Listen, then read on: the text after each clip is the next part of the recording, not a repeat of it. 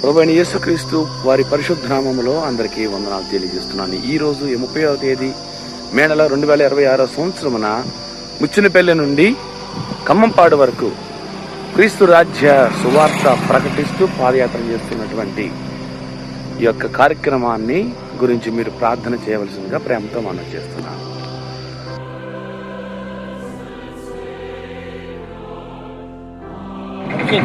అభిషేక్ గారు, అభిషేక్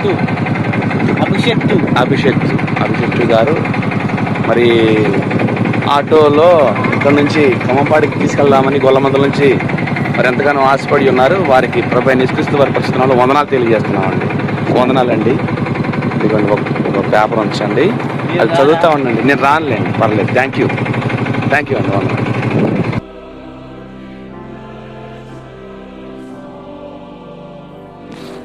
రేపూడి గ్రామం రావటం జరిగింది. ఇప్పుడే ముచ్చినపల్లి నుండి ప్రార్థన చేయండి.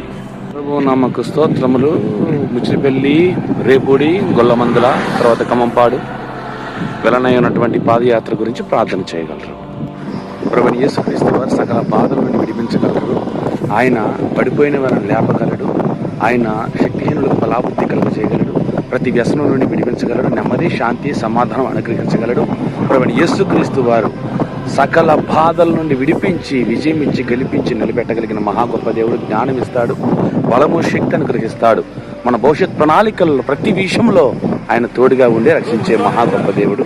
కాబట్టి ప్రభువైన యేసుక్రీస్తునందు విశ్వాసం ఉంచండి, బైబిల్ చదువుకోండి, మీ దగ్గరలో ఉన్న చర్చికి వెళ్ళండి. గారు వందనాలండి. మీ పేరేంటి? ప్రదీప్ గారు. ప్రభువైన యేసుక్రీస్తుని ఎందుకు ప్రార్థన చేసుకోండి, దేవుడు సహాయం చేస్తాడు. ఆ బుక్ చదువుకోండి, దేవుడు సహాయం చేస్తాడు. ఇదే ఊరండి, ఖమ్మంపాడు. దేవుడు తప్పకుండా సహాయం చేస్తాడు. యేసు ప్రభు వారు సర్వసృష్టికర్త అయిన ఏకైక దేవుడు కాబట్టి మీరు ప్రార్థన చేసుకోండి ఖచ్చితంగా. అలాగనే మీరు దగ్గరలో ఉన్న చర్చికి ఎక్కడికైనా వెళ్ళండి. వందనాలండి.